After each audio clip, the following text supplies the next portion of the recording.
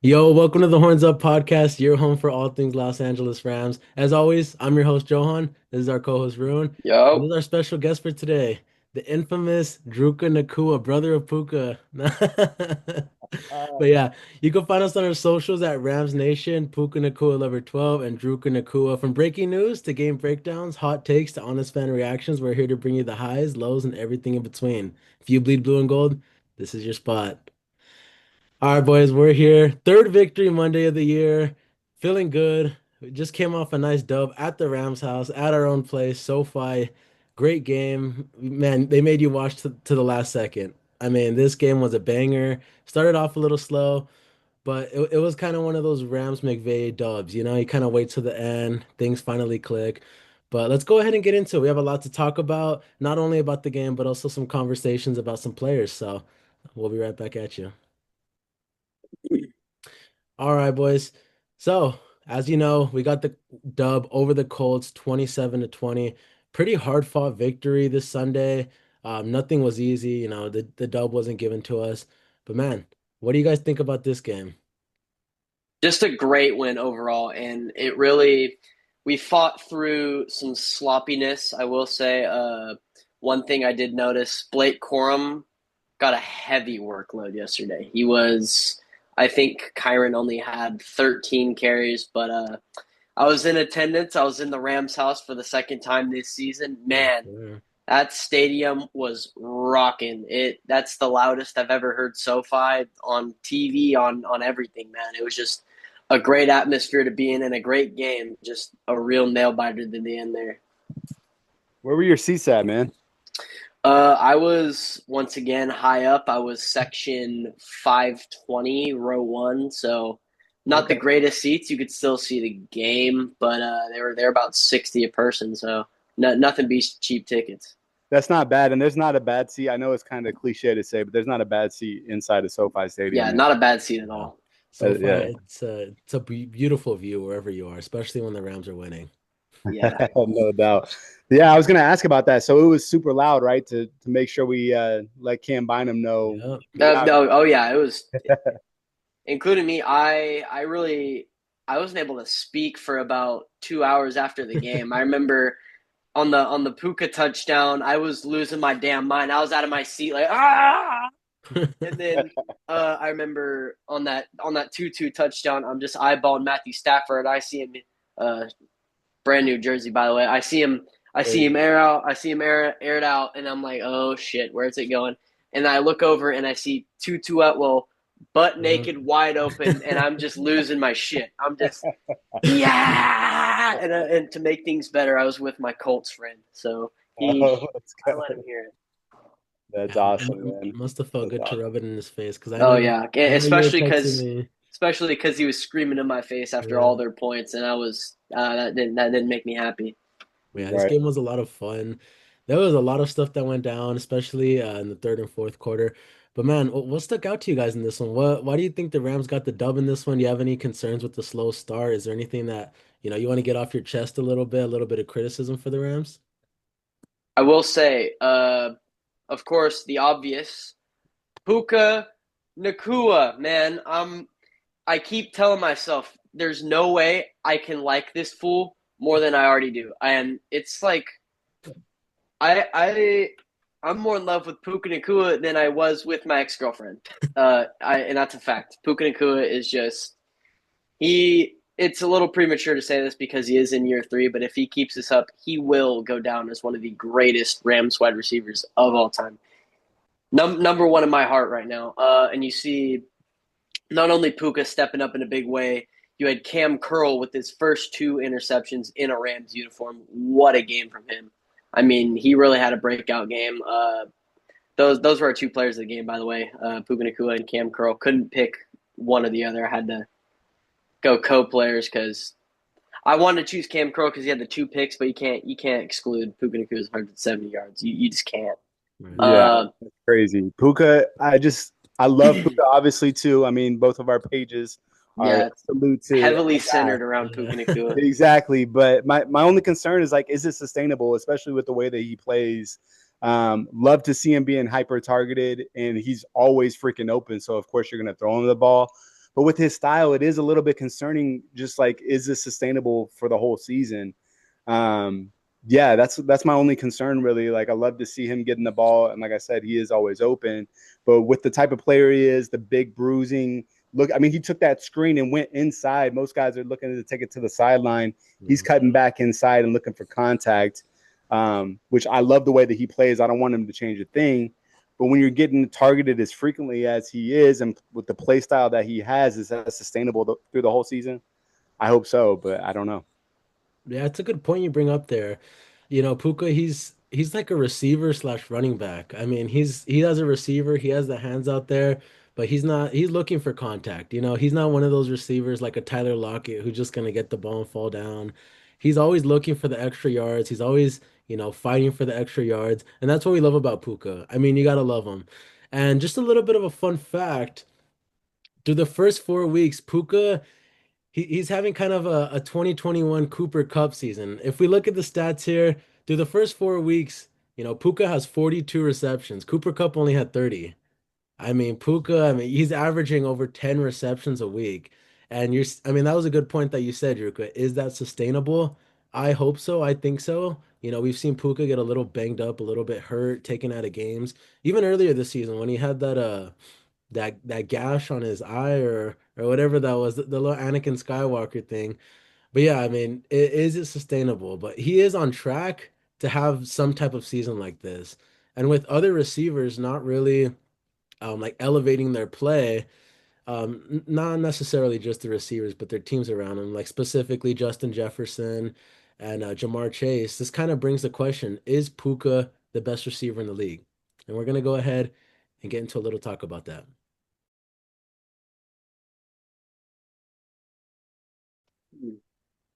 I think so. I mean, to your point, like you said, he's not only a great receiver, but I mean, you can give him the ball on an end around and he's going to get the first down. He's going to make a contested catch. I mean, we've seen him make the craziest type of catches.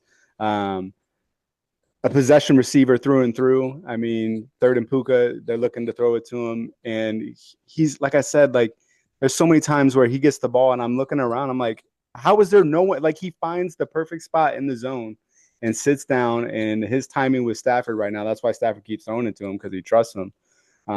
Similarly to how he trusted Cooper Kupp in his Triple Crown season. Right. It was third and Kupp, but now it's third and Nacua. So I think with his dependability so far, like I said, knock on wood, hopefully the health continues. But I think he's a wide receiver one in the whole league right now. Yeah, I agree with you there, Druka. What I'm looking at right now is my argument for Puka Nacua being the best wide receiver in the league is not only my bias, of course, because he is my favorite player, probably to ever touch a football field, honestly. But kind of early to say that. But it's just when you compare the stats to the best guys in the game, he's outplaying guys like Justin Jefferson, like Jamar Chase, who everybody was looking at as being this 1-2 matchup all season. But right now, it's not even looking like Jamar Chase and Justin Jefferson. It's looking like Puka Nacua and JSN right here. Yeah, good point there, bringing up JSN. I mean, as much as I don't want to give him praise because he is a Seahawk, he's been killing it out there. But Puka, in my mind, and in a lot of people's minds, he's the clear-cut wide receiver one. He's on track to hit over 2,000 yards right now. And I hate using, that on-track narrative. A lot of Yeah. people will bring that up. I mean, we're only 4 games in, but he is on track. Even if he misses a game or two, I could easily, maybe not easily, but I can see him hitting that 2,000 mark. I can see him leading the league in receiving yards and also receptions. Maybe not touchdowns because he's not really that touchdown machine that you're hmm looking for, which is the only thing that people can drag him on. But man, when you're getting a guy who can just give 100 yards every week, 10 receptions plus, I mean, you have to give this guy offensive player of the year consideration. And in my mind right now, I don't think there's anyone that's even close to him. I know we're kind of getting a little broad here, like the whole NFL, but do you guys see anyone even on Puka's level right now? Because I think Puka, he's really just on his own tier compared to everyone else. You know, if we're talking about the offensive player of the year conversation, one player that was really brought up going into this Rams Colts game was Jonathan Taylor, and he looked pretty solid against this Rams run defense. It's something that kind of made me a little nervous down the stretch, but I don't. If we're looking, if we take the players Puka Nacua and Jonathan Taylor, if we take them at face value, I don't see Jonathan Taylor as a better choice for offensive player of the year. I It may be because I'm biased. I will say that, but I would think that even if I was like a 49er fan, like Puka Nacua is just putting up absurd numbers. Like I think 170 yards in a game is good for his best game of his career. I Yeah. fact check me maybe, but no, that was an absurd performance. And I forgot to bring this up earlier, but some guys, of course, that were key who did some key things for us to pull at that win. Devontae Adams making that touchdown snag there at the half, right before the half. And he also had some clutch catches, some clutch conversions. Of course, Tutu out with the 88-yard touchdown, and Glock 9, Matthew Stafford, of course. But yeah, those just going back to earlier, there's a couple of other players. No, Yeah. I agree. That 2 minute drill before half, that was huge. I was like, man, we really need to go down and not kick a field goal. We need six. So seeing Devontae, which is why the Rams brought him in, was to help in the red zone where Sean McVay has struggled the last 2 seasons in the bottom half of the league in red zone efficiency. And that's been my biggest thing as far as the biggest gripe so far with the Rams this season. Again, the red zone woes are real. And so I'm looking forward to seeing how we can continue to get Devontae Adams, who is the greatest short yard separator in the game, more involved in the red zone and work to get him open, back shoulder, in breaking routes. He plays the game like a basketball player. That's what he started playing first. And so I think he said Allen Iverson is the guy that he models his game after, which is crazy. But yeah, get him open in the red zone. I know they tried to force feed him in the Tennessee Titans game. That was a game that I was at, and doing it a little bit too much. But when you have a weapon like that in the red zone, you got to get him open. Yeah, and the offense looked great. And we've been talking a lot about the offense, but I also want to give some props to the defense. This defense, week in and week out, they've been doing a good job. I know they gave up 20 points to the Colts, but keep in mind, on one of those touchdowns, the Colts just had great field position because I don't know why, but McVay thought it was the best idea in the world to run a Matthew Stafford QB sneak, which I don't want to see. I just don't want That to see that again. Isn't that that the I second will one this say, season? yeah, Isn't that the no, second one? Yeah. that was I think the second drive of the game, if I'm correct. But I saw that saw we were going for it on 4th and 1. I'm like, all right, easy. Give it to Kyram. Yep. Give it to Kyram. Give it to Corum. Who the hell? They're both good. They can both get a yard here. I guarantee they can get a yard here. And I don't even. I wouldn't even call that Matthew Stafford. I wouldn't even call it a QB sneak. I'd call it a QB what the fuck. I mean, it was kind of yeah, but it was kind of delayed. Like he took the snap and then I swear he was there for a second and then he tried charging in and really that's just risky business. I don't want my 37-year-old quarterback trying to do stuff like that. He's not a young spry guy like Jalen Hurts or even like a Baker Mayfield. But I didn't like that play call. It really early on in the game, I was talking to my Colts friend who was sitting beside me at the game, and I was just telling him, I'm like, man, Shane Steichen really looks like he's out coaching McVay in this game so far, and that's what really stuck out to me. But McVay, he really redeemed himself there in the end. Yeah, McVay redeemed himself big time, especially right at the end. But yeah, as I was saying earlier, before we got a little carried away with the Matthew Stafford QB sneak. The defense looked good, man. Um, that you could just start anywhere. You could start from the secondary to the linebackers, but I want to go ahead and start with the first level, the D line. D line, they just looked as dominant as ever. As we saw last week, they held Saquon to, I believe, maybe like 60 yards around there. 46 46. total. I have him on my fantasy team and I checked. Yeah, and Jonathan Taylor, I mean, it was more of the same this week. Leading rusher in every category basically, and we just kind of shut him down. This defensive line, they did what they need to do. And I'm starting to see the vision now. At the beginning of the season, when the roster got revealed, me and Rune, we were both super confused as to why McVay kept 7 defensive linemen.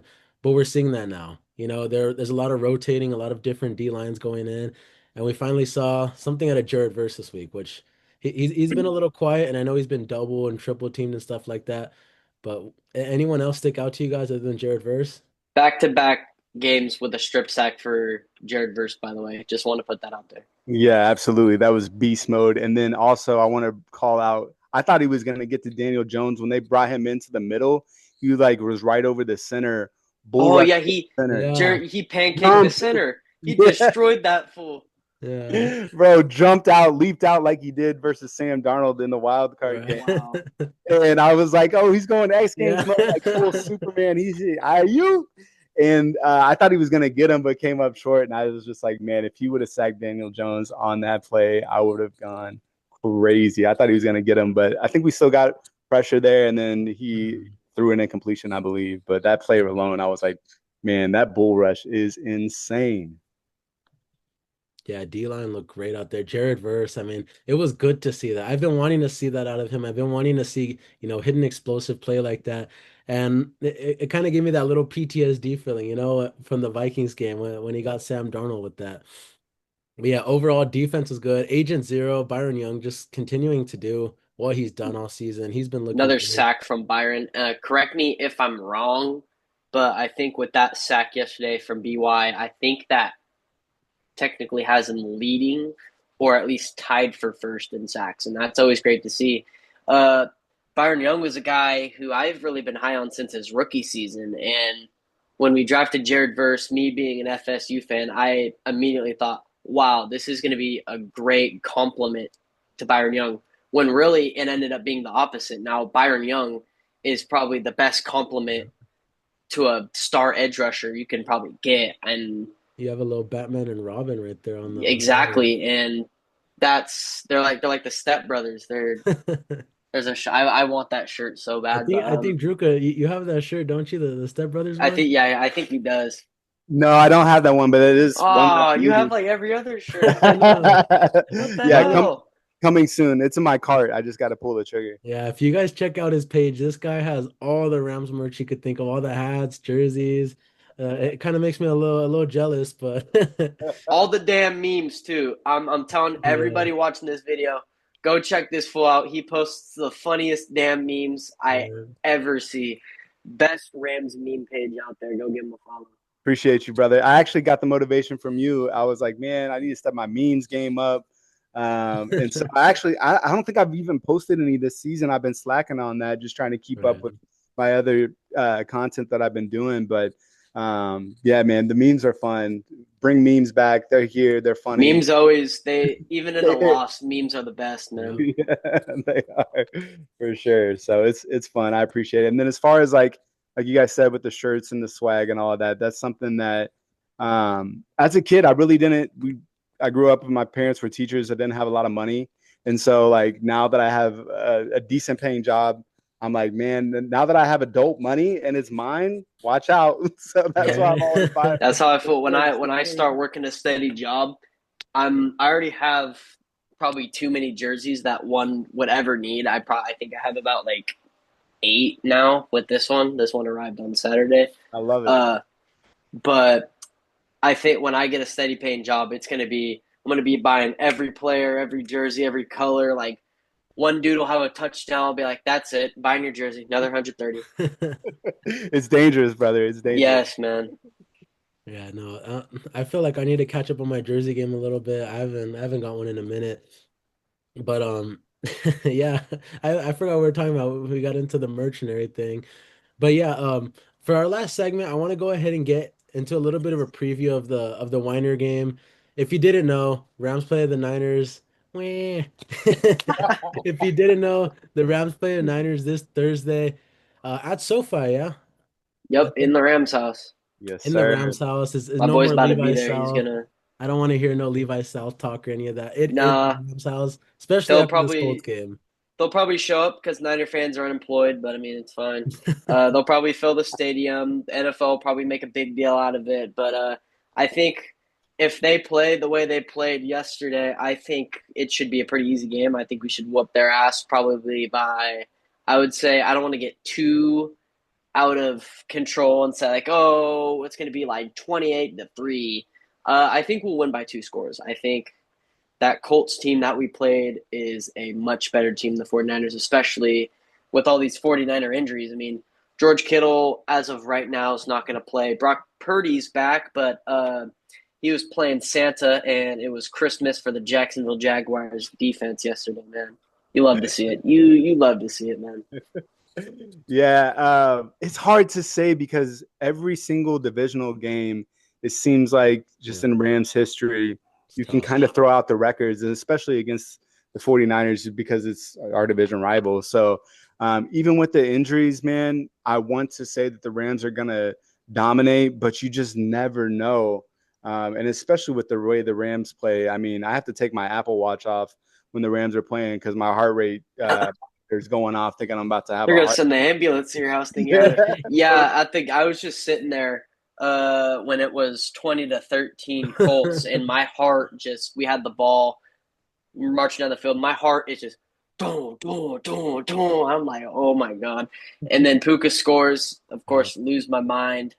Uh, and once Tutu Atwell scored, I will say I screamed so loud I felt tingles in. I felt like I almost went into like cardiac arrest. My arms were tingling, and I felt like I just ran like 2 straight miles and had to lean over the glass in front of me to catch my breath.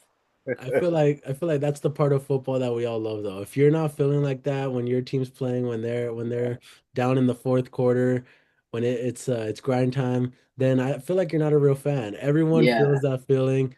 It's awesome to watch games where you're not getting that feeling because you're not a fan, like the Cowboys and Packers game, which was pretty crazy. I mean, if you guys watched that one. But man, when it's your team, it's like, ah shit, here we go again, especially with the Rams. McVay always likes to hold it kind of tight to the end. But the Niners, I mean, McVay, Shanahan know each other very well. They know the ins and outs of each other. But man, I feel like the Rams definitely have some better momentum going into this game. Even if you look at who the Niners have played, I mean, you lose to the Jags. The Jags, they're a good team. They're not a great team. They're kind of like poorly ran. I know they have a new coach, so it's taking them a little bit of time to kind of get adjusted. But when you look at who they've played let's see. They played the Seahawks. I mean, the Seahawks have been competitive. The Saints, eh. I mean, yeah. I don't even think they No, have a win yet, do they? I hate the Saints. I Kind know. of, kind of off topic. I kind of have this somewhat mini rivalry with the Saints because Saints fans, anytime like I always see that worst no call in history. I'm like, I always have to explain to them. I always have to bring up that Jared Goff clip. The only time, the only respect I have for Jared Goff because I feel like he's a crybaby nowadays. But he was on Goofball somebody's golf. podcast and was talking about that no call, and they were like, and he was like, I'll never apologize to him because they still had a chance to win, and they did. They did. Correct me if I'm wrong. I was too young to pay attention to that game. I think I was maybe 8. I don't know Damn. what year. What year was that game? Was it was it 2018, I think. 2018? Yeah, I think so. Yeah. Yeah. Then I was about 8, but I remember watching the Super Bowl and crying my eyes out to sleep that night. Uh, But the thing, I loved Todd Gurley and just disappointed me. But Rip. um, no, they always bring up the damn no call, and it makes me mad. But I'm kind of getting off tangent here. Yeah, well, the Saints, I mean, they can't really talk much right now. They're not very good. Nope, not at all. They're probably one of the worst teams in the league. They were pretty competitive against Buffalo, but still, I mean, not. I feel like my point kind of stands. They've played the Seahawks, Saints, and Cardinals.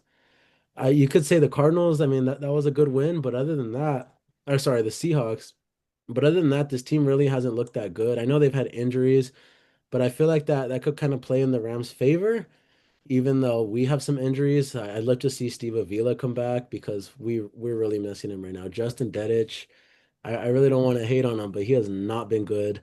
He's been I he's I been would pretty like to hate bad. on him. He's and it was kind of weird. looked at the injury report, saw the guys who are inactive, and the guys who are also before questionable, like guys like Havenstein, Devontae Adams, Diedick, and I think Colby Parkinson as well.